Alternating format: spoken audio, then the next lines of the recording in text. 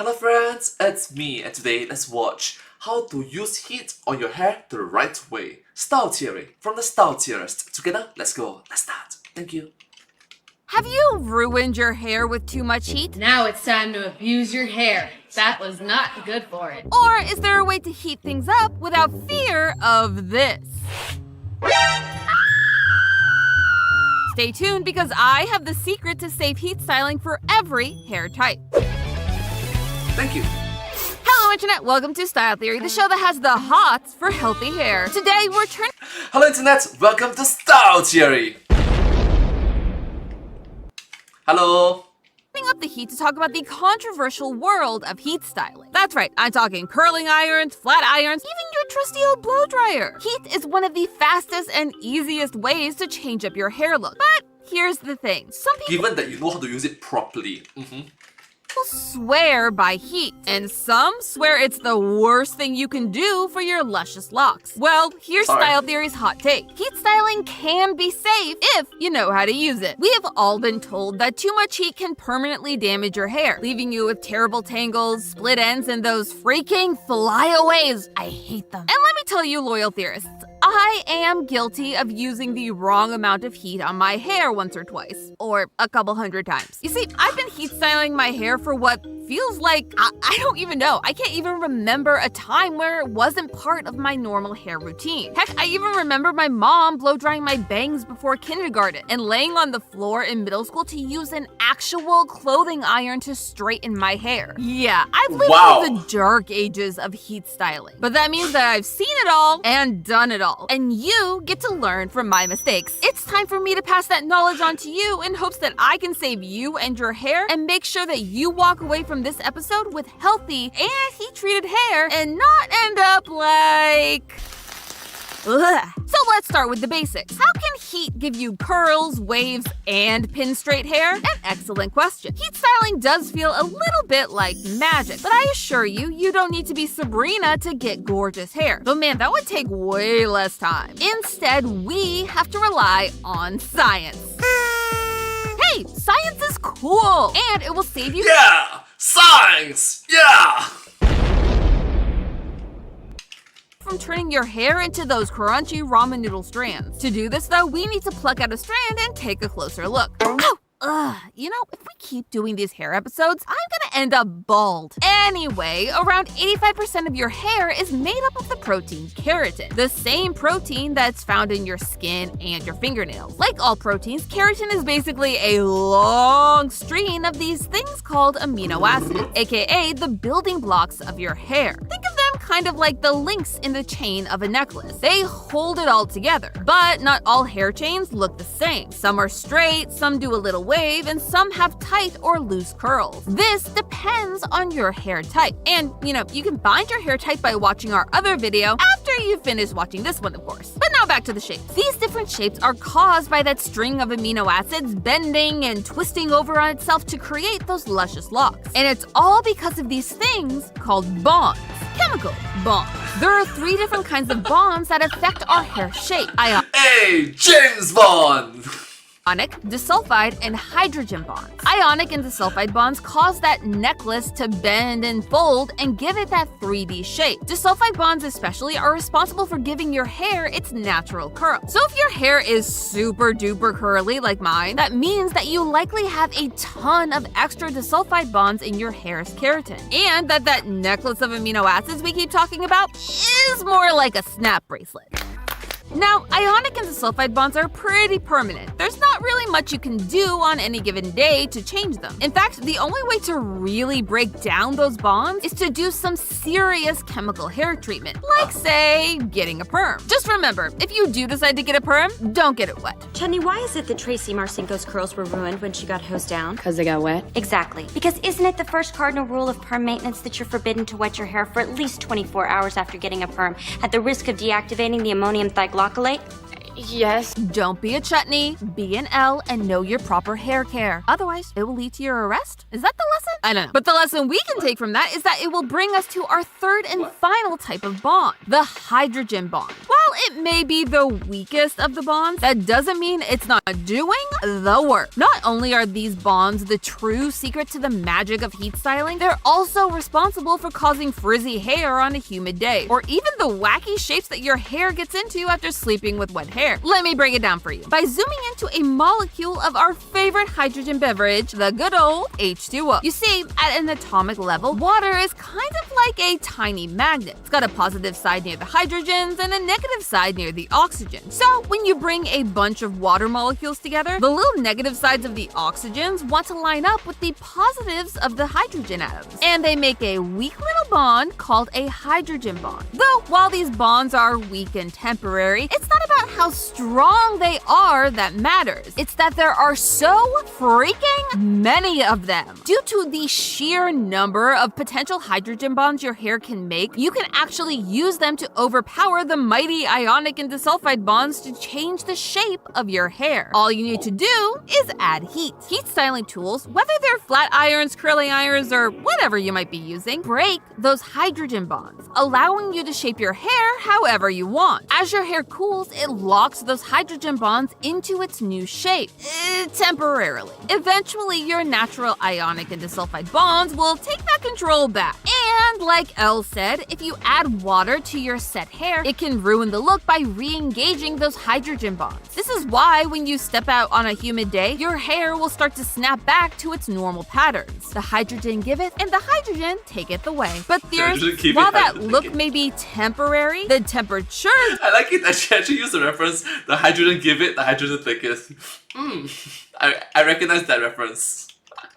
Damage could be permanent. So many hair experts will tell you not to use heat on your hair because of the damage it can do. But if it's all a simple matter of science, surely there's a way to get the style you want without frying your hair, right? Well, yes, it all comes down to one little factor that most people tend to overlook: the temperature. Listen, no shame if you've cranked your flat iron up to the top setting because you just wanted it to work. Darn it, please work. However, if you want to have your cake and eat it too, you need to understand what the situationship between your hair and those degrees really is. While a little heat can break through those hydrogen bonds and style your hair, too much can cause everything to fall apart, literally. No one wants that, or that lingering burnt hair smell. Fun fact, remember those— Look, the hair is gonna take a long time to grow back. I feel bad for you, man. Girl, sorry. disulfide bonds? Okay, when I say long time, I'm talking about weeks, months, or maybe even years. That we were talking about? Well, when they break down, they release sulfur into the air, and that is what causes that unique aroma that burnt hair has. The more you know. But back to the damage. Since the protein that makes up your hair is meant to provide both strength and elasticity, when you damage that protein too much with heat, your hair immediately becomes brittle and rough. This makes it more prone to breakage and tangles. And it won't just feel bad, it'll look bad too. Heat-damaged hair often appears quite dull and fried, full of flyaways and split ends. Heck, even the pigments that lead to the color of your hair can be damaged, leading to uneven hair coloring. In this economy, no thank you. But Amy, I know you're asking your screen, how do I know how much heat is too much heat? Well, that's when I remind you that hair is what? Complicated. How much heat your hair can take depends on your type of hair. If your hair is really fine or thin, like a type A or type B, it may only be able to handle temperatures around 250 to 300 degrees Fahrenheit, or 120 to 150 degrees Celsius. Meanwhile, if your hair is a little bit thicker, like the upper end of type B or type C, your hair might be able to handle temperatures of 300 to even 400 degrees Fahrenheit, or 150 to 205 degrees Celsius. Thank you so much for including both degrees Fahrenheit and degrees Celsius, because case in point, some devices, the degrees Fahrenheit only, some devices degrees Celsius only, so it's useful. Thank you. Yes, theorists, no matter how tempting it is to turn that dial up to the highest setting, going above your recommended range can lead to that capital D damage. And it means that everyone, yes, everyone, especially people with thinner hair, need to be extra careful about not going too hot, or you'll find yourself in the burn zone. And you know what they say about the burn zone? No one ever leaves. Ooh. burn. Sorry. I want to take a quick survey of the room. Your room. Yeah, you watching this. If you started watching this video because you have already damaged your hair with heat and were hoping to get help, raise your hand. I see. Well, I've got some good news and some bad news. Let's start with the bad news, shall we? It's always better to rip the band-aid right off, right? The bad news is that once you've damaged your hair with heat, there's nothing you can do to fix it. It's permanent. Wait. Before you freak out, let me tell you the good news. When I say permanent, I don't mean that your hair will be like that forever. It's just that for that strand of hair, there's nothing you can really do to turn it back to its normal healthy self. You'll need to Look at the bright side, hair will grow back. It just take a while, a few more weeks, a few more months of patience. wait for that hair to regrow, which can suck. I know it's not perfect, but at least it's not a rest of your life kind of permanent. Depending on the extent of the damage, it can take 6 months to a full year for your hair to go through its full cycle to replace that damaged strand. Or if you're lucky and most of the damage is near the ends of your hair, you can also solve the problem with a quick haircut. Think of it as a little refresh. Just know that if you do have split ends, you'll need to trim them frequently to keep that split from traveling further up the strand. Now, I know that waiting a year or getting a big haircut can sound drastic, so you can do some damage control to try to mitigate the consequences of that heat-related error. Step 1 is to take a break from heating or chemically treating your hair. Damaged hair is fragile, and taking breaks between intense stylings can keep your hair healthier longer. Second is to find products that will help manage your struggling strands. When dealing with excessive damage, your hair is going to be devoid of its natural moisture, meaning that it is dry as a desert up in your scalp, and dry hair is even more prone to breakage. So reach for products that add moisture to your hair, as well as anything that claims to be damage repairing. While it won't literally repair the damage, because again, that's irreversible no matter what the ads say, the ingredients and moisture in those products can help keep the undamaged hair as healthy as possible and prevent the damaged hair from getting worse. Now, I'm thankful that Amy from the Style Tears in this video is being so educational about it and teaching us proper information, proper facts about it while being very relatable. It's not like, here's a fact, accept it or not, but in which she's able to be very relatable, connect with the audience on a deeper level, on a more rooted level, on a more grounded level. So thank you so much for this informational, educational video. Thank you so much. You did a great job in saying it out in a more, smoothing way, I guess. You did great. You did a great job in the scripting of this video. Thank you.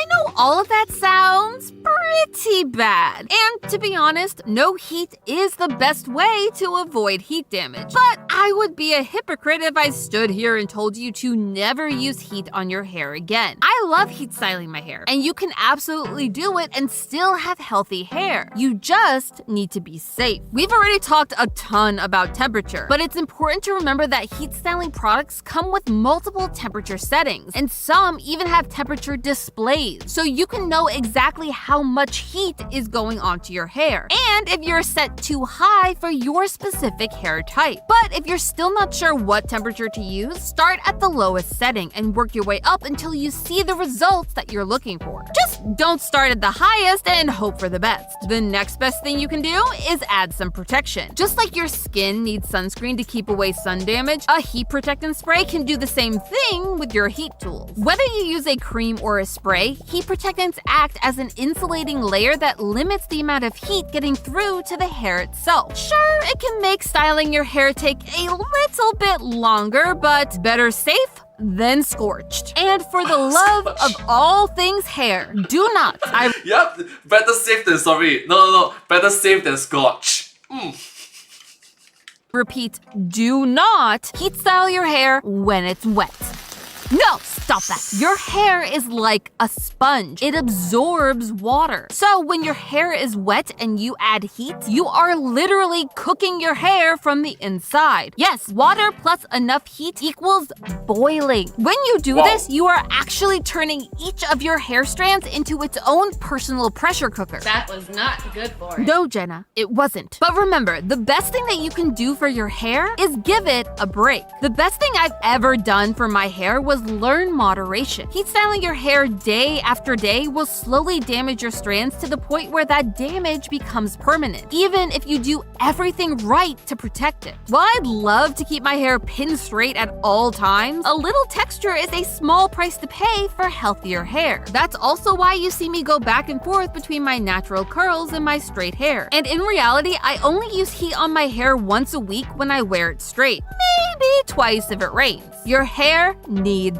a break. Hair experts don't recommend using heat on your hair more than 2 to 3 times a week, even less so if you have thin or chemically treated hair. So remember, if you can't stand the heat, neither can your hair. But hey, that's just a theory. A style theory. Keep looking sharp. Coming up next on Style Theory. Everyone wants perfect hair, but not all of us can be as lucky as Zendaya. Or can we? What if I told you that her hair always looks so good, not because of high-end stylists, but because she knows the secret to perfect hair?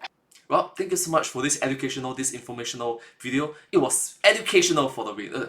Entertainment for the win. Thank you to the style theorists. But hey, that's just a theory. A style theory! Keep looking sharp. Thank you so much. Subscribe. Thank you.